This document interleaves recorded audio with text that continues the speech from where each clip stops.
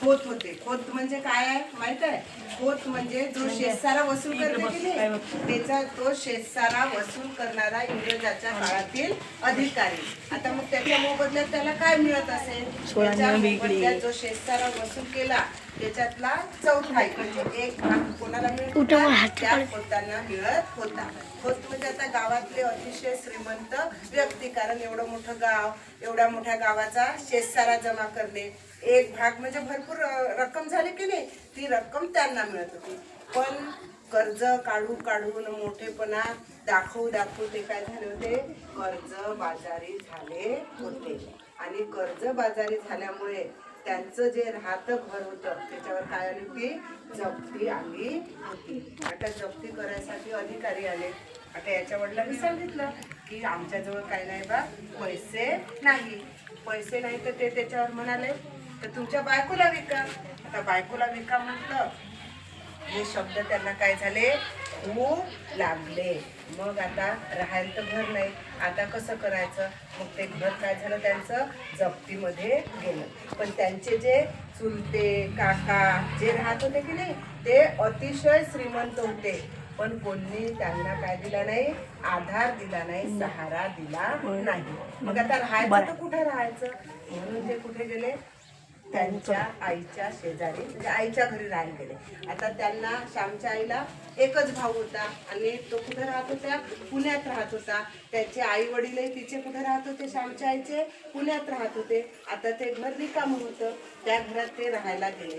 पण आईच्या घरी राहायला कोणातरी लेकीला आवडेल का? लग्न झाल्यावर आवडणार आहे का? नाही. म्हणून श्यामच्या आईला आपल्या आईकडे राहणं काय होत नव्हतं? आवडत नव्हतं. त्यांना वाटत होतं का आपण बा माहेरी येऊन राहतो, हे काही चांगलं. एकटंच राहत होती का ती? नाही. तिचे 4-5 लेकरं, तिचा नवरा आणि ती म्हणजे श्यामचे वडील एवढे जण कुठे राहत होते? आईकडे राहत होते. एक दिवस ते असेच वही खाते लिहायला बसले. मग श्यामची आई गेली त्यांच्याजवळ. हो, मला इथं म्हणते राहावं नाही वाटत. मग श्यामचे वडील म्हणाले, का बरं? का झालं न राहायला? हे म्हणते माझं काही घर नाही. हे कोणाचं घर आहे? माझ्या आई वडिलांचं घर आहे. माझ्याकडे ह्या पाटल्या आहे आणि ही एक काय आहे? नथ आहे. तुम्ही असं करा काय, ही नथ आणि ही पाटली काय करा? पाटल्या विका आणि आपल्यासाठी एक छोटीशी झोपडी जरी बांधली तरी मी तिथं काय होईल? आनंदाने राहील. आता श्यामच्या वडिलांना आईचं म्हणणं काय झालं? पटलं का आता आपण इथं किती दिवस असं राहणार आहोत बा. मग त्यांनी ते पाटली ते नथ विकली. त्याचे काय आले? थोडेफार पैसे आले. मग स्वतः मेहनत करून 2-3 माणसं हाताशी घेऊन एक काय केली? झोपडी उभारली. झोपडीवर टाकायला काय टाकलं मग त्यांनी? गवताच्या त्या छाव्या नाही आहेत का, त्या टाकल्या. आणि असं प्रकारे त्यांचं घर तयार झालं. मग वास्तू म्हणजे आता छोटं फार काय करायची?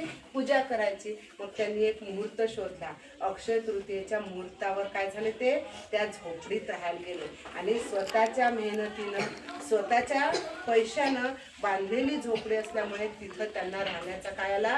खूप आनंद मिळाला. मग एक दिवस ते असेच बाहेर बसले होते. बाहेर बसलेत एकदम एक चांदणं काय झालं?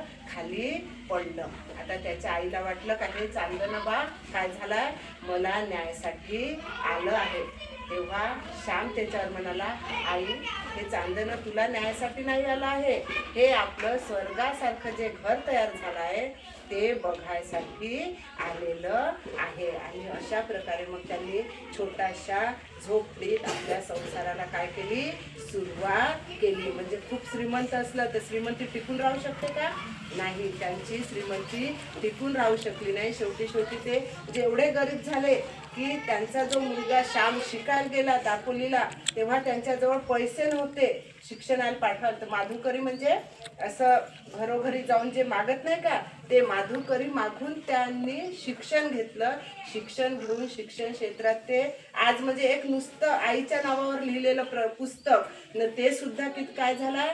जग म्हणजे भारतातच प्रसिद्ध नाही, ते जग प्रसिद्ध पुस्तक आहे. न त्याच्या एवढ्या प्रती विकल्या गेल्या का प्रत्येकाजवळ हे पुस्तक असणं आवश्यक आहे. कारण तेव्हाच तुम्हाला तुमच्या आईबद्दल काय समजून येईल? प्रेम समजून येईल, जिव्हाळा समजून येईल, आई काय असते हे समजून येईल. जसं श्यामला श्यामची आई समजली तशी तुम्हाला तुमची आई समजायला पाहिजे की नाही पाहिजे? हा, का समजायला पाहिजे ना. हा अशा प्रकारे हे श्यामच्या आईच्या याच्यातला कितवा समजा आता 9वा भाग झाला. कोणता? पर्णकुटी म्हणजे स्वतःच्या मेहनतीनं बांधलेल्या घरात जो आनंद मिळतो तो आयत्या घरात राहायला मिळालं तर मिळतो का आनंद? नाही. म्हणून जो माणूस स्वबळावर काहीतरी करू शकतो तो जीवनात काय होऊ शकतो? यशस्वी होऊ शकतो. ज्यांना आयतं मिळालं त्यांना काही